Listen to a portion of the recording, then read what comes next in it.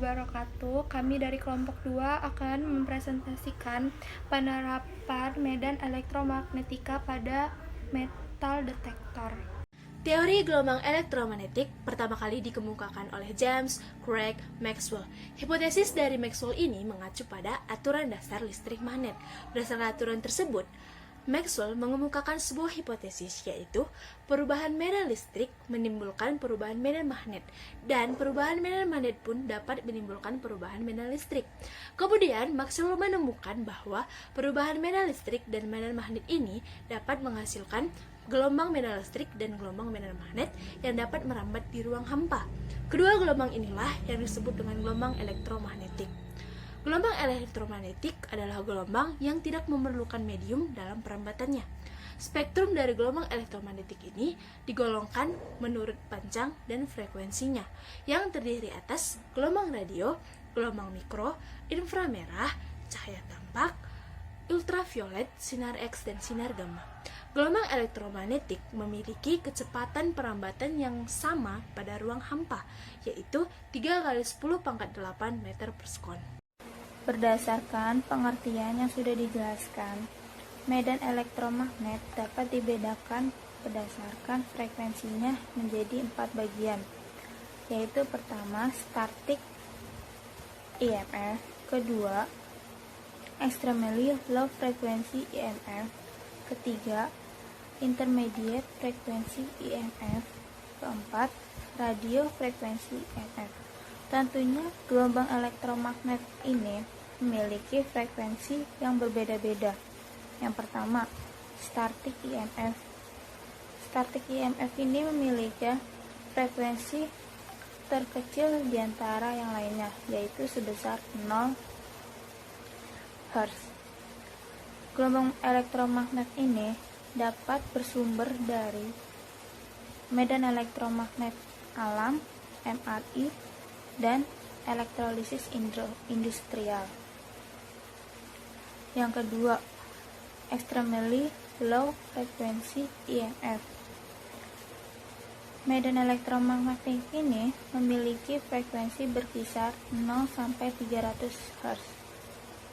Gelombang elektromagnetik yang dihasilkan ini tidak hanya dihasilkan berdasarkan aliran listrik yang melalui kabel listrik, tetapi juga dapat digunakan pada alat elektronik.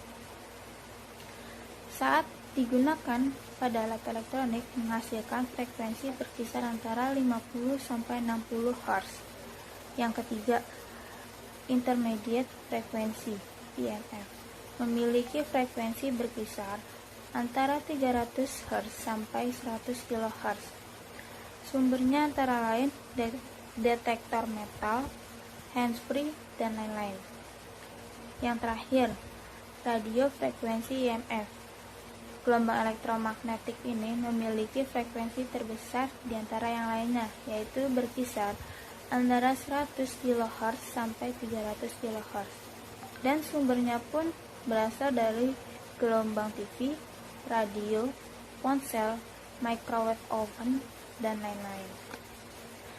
Tidak hanya itu, gelombang elektromagnetik memiliki beberapa sifat, diantaranya 1. Dapat merambat dalam ruang hampa. 2. Merupakan gelombang transversal yang otomatis dapat mengalami polarisasi. Yang ketiga, dapat mengalami refleksi, refraksi, interferasi, dan difraksi. Dan yang terakhir, keempat, tidak dapat dibelokkan dalam medan listrik maupun medan magnet.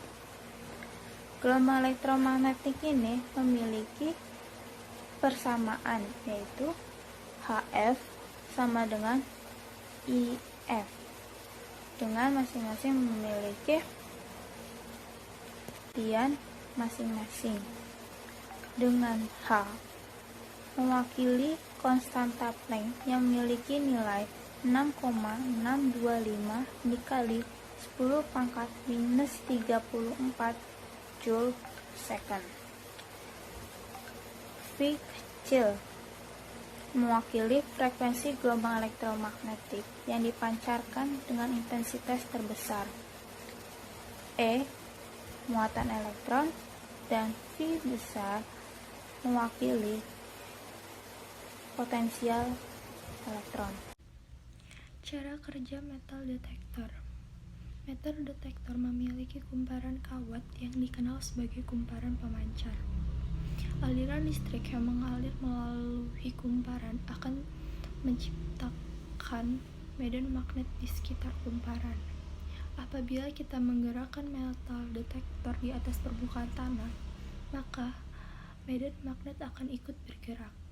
Apabila kita mendekatkan alat metal detektor dengan logam, medan magnet akan mempengaruhi atom pada logam dan mengubah cara bergerak elektron, sehingga apabila metal detektor didekatkan dengan logam, alat itu akan berbunyi.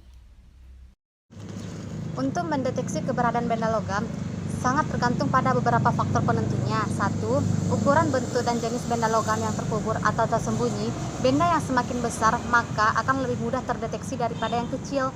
Yang kedua, letak benda yang terkubur datar umumnya lebih mudah untuk terdeteksi daripada yang terkubur vertikal.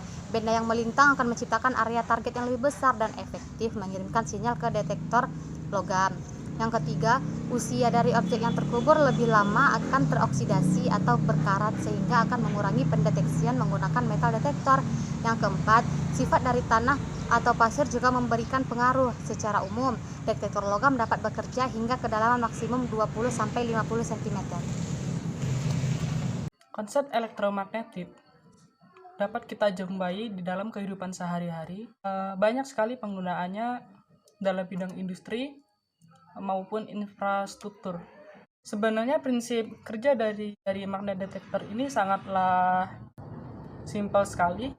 Contoh penggunaan dari alat magnet detektor bisa kalian lihat pada gambar berikut. Prinsip kerja dari magnet detektor adalah ketika arus melewati sebuah konduktor, maka di sekitar konduktor tersebut akan tercipta sebuah medan magnet.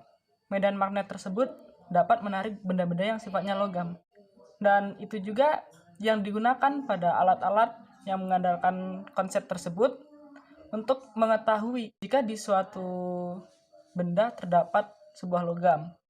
Medan magnet tersebut dapat memunculkan sebuah gelombang yang nantinya akan dibaca oleh sistem, sehingga sistem dapat mengetahui bahwa di sekitar benda tersebut terdapat logam. Nah, kesimpulannya, medan elektromagnetik merupakan medan yang terjadi akibat adanya pergerakan arus listrik. Medan magnet yang bergerak dapat menginduksi arus listrik bolak-balik atau disebut juga alternating current, dan sebaliknya, arus tersebut juga dapat menghasilkan medan magnet. Jika ada suatu medan magnet yang teraliri listrik, maka benda-benda yang memiliki sifat logam akan terdeteksi ke medan magnet. Salah satu contohnya tadi itu, metal detektor. Kita ulang lagi. Jadi metal detektor ini adalah alat yang dapat digunakan untuk mendeteksi keberadaan logam yang ada di atas atau di bawah permukaan. Nah, apa aja sih manfaat dalam kehidupan sehari-hari? Manfaat dari metal detektor ini contohnya adalah detektor keamanan makanan. Penggunaan alat ini dimaksudkan untuk memungkinkan konsumen menjaga makanan serta konsumen tetap terjaga dalam perlindungannya. Lalu, mendeteksi atau memastikan keamanan setiap orang yang akan memasuki area tertentu, bebas dari benda-benda berbahaya. Misalnya, kalian ke bandara, semua barang kalian pasti akan dicek, dan terkhususnya juga kalian akan melewati benda yang menggunakan cara kerja metal detektor.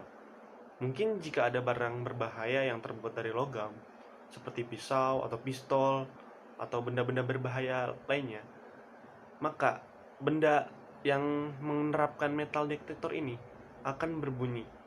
Dan jika tidak, maka metal detektor ini tidak akan berbunyi. Contoh lain lagi, untuk mendeteksi emas untuk menambang. Jadi, emas-emas yang ada di bawah permukaan akan dideteksi oleh metal detektor. Cukup mudah, bukan? Sekian presentasi dari kelompok kami. Apabila ada salah kata, kami mohon maaf. Wassalamualaikum warahmatullahi wabarakatuh.